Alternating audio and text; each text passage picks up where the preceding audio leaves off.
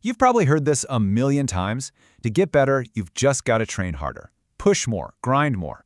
But what if I told you the real secret to unlocking your absolute peak performance isn't found during your workout, but in all those other hours of the day when you're not even training?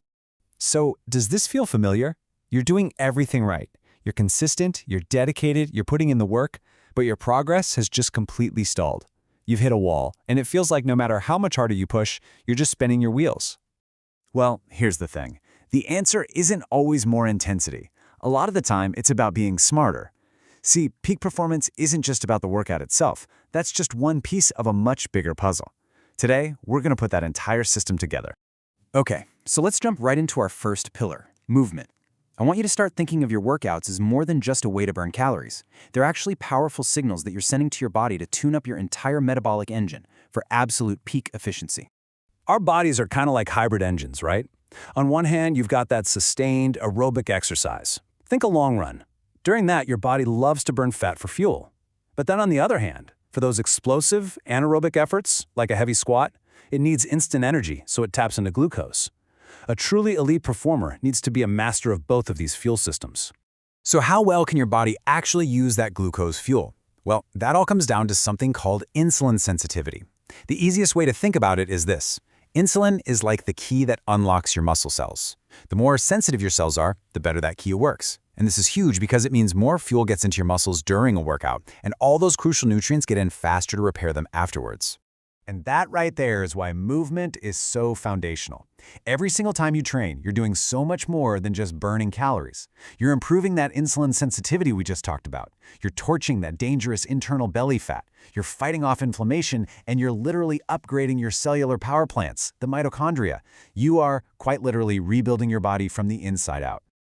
Now let's move on to our second pillar, because this is where things get really interesting.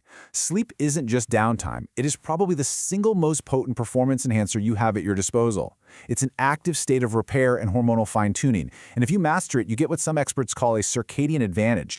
So what is that? Well, think of your body as having this internal master clock, your circadian rhythm. This 24-hour cycle does way more than just make you feel sleepy at night. It actually dictates when your body releases key hormones for muscle repair, things like growth hormone and testosterone. If you can align your life with this clock, your recovery just goes into overdrive. And this, right here, is the absolute game changer. It's not just about getting 8 hours of sleep. It's about getting those 8 hours at roughly the same time every single night. That consistency is what synchronizes your internal clock, and that is what unlocks the deepest, most restorative benefits of sleep. But what happens if you ignore that clock? Well, the consequences are pretty severe. For an athlete, an inconsistent sleep schedule isn't a small problem. It's a performance killer. We're talking slower reaction times, muscles that don't repair properly, less endurance, and a much, much higher risk of getting injured. It's basically like trying to compete with the emergency brake on. So how do you get this advantage? Look, it starts with 4 really simple habits you can build. First, consistency is king. Lock in your bedtime and wake-up time. Second, get some sunlight in your eyes in the morning. It's like the master switch that sets your clock for the day. Third, kill the blue light from screens before bed. It tricks your brain into thinking it's still daytime. And finally, make your bedroom a cave, cool, dark, and quiet. This brings us perfectly to our final and maybe most important pillar, recovery. You have to remember this. You don't actually get stronger in the gym. You get stronger when you recover from what you did in the gym. This is where all the magic happens, where your body adapts, and it's a complete system all on its own. A really great way to think about your post-workout nutrition is the 4 R's. First up, rehydrate. You've got to replace all the fluids and electrolytes you just sweated out. Next, refuel. Get some carbs in to restock that muscle energy we talked about earlier. Then, repair. You need a solid dose of protein to repair all that muscle damage. And the final R, the one everyone forgets, rest. You have to give your body the time to actually use those resources to rebuild and get stronger. Now, beyond nutrition, there are some physical tools we can use to speed up recovery. One of the most effective is something called contrast therapy. By switching between hot and cold, you create this incredible vascular pump. The heat opens up your blood vessels, and the cold slams them shut. This pumping action is amazing for flushing out all the metabolic junk and flooding your muscles with fresh, oxygen-rich blood. So if you want to try this, here's a super simple, effective way to do it. You're just going to cycle between heat and cold. Spend about 3 to 4 minutes in the heat, Think a hot shower or sauna, then plunge into cold for 1 and 2 minutes. Go back and forth like that 3 to 5 times. But here is the most important part. Always finish on cold. That's what really locks in all the inflammation-reducing benefits. But what if I told you that your biggest barrier to recovery might not be in your muscles at all, but actually in your mind? You see, true recovery is just as much about managing your internal hormonal environment as it is about anything you do physically. Let's talk about the recovery killer, cortisol.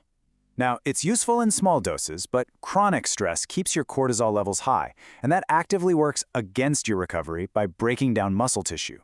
The good news is you can manage it with the things we've already covered: good nutrition and consistent sleep, plus simple relaxation techniques, like just 5 minutes of deep breathing to calm your whole system down. So let's bring this all together now.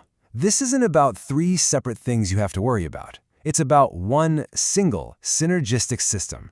Your movement, your sleep, and your recovery protocols. They all feed into and amplify one another. Think about it like this. Your workout builds a powerful engine.